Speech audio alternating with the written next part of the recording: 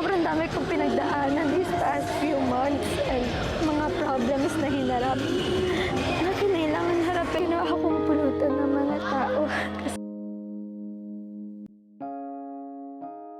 Hindi na iwasan ng netizens na maawa sa kalagayan ngayon ni Andrea Brillantes.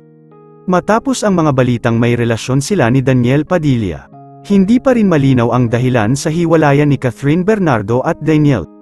Ang tinutukoy na dahilan sa hiwalayan ng dalawa ang teen celebrity at sikat na actress na si Andrea Brillantes. Ang issue sa pagitan ni Daniel at Andrea na palihim di umanong nagkikita. Putol ang opinyon ng netizens sa balitang ito.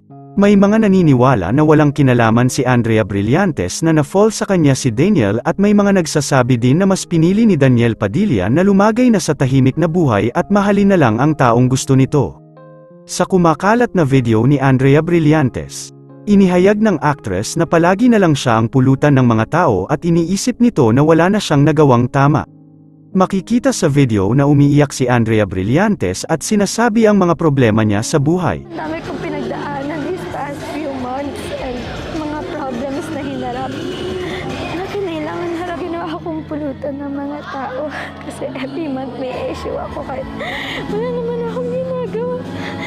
Natawag akong DC, I'm so emotional. Natawag ako problematic pero sila naman gumagawa ng problem sa akin.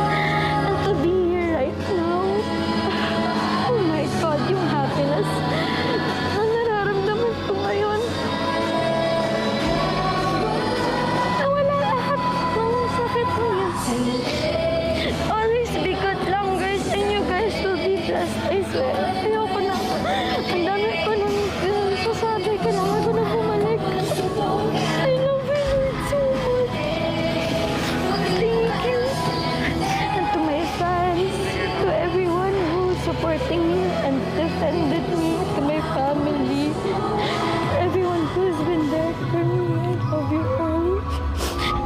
And kung hindi dahil sa inyo, hindi ko ito mararating. Kahit ano paman may mga tao din na suportado kung ano ang takbo ng puso nito. Hindi naman natin masisisi ang dalaga kung may relasyon na sila ni Daniel Padilla.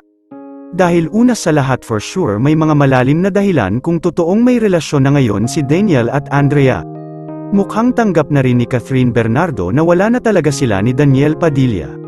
Yun lamang po, ano ang masasabi mo sa balitang ito, comment mo sa ibaba. Huwag kakalimutan i-like ang video na ito. Maraming salamat po sa panunood.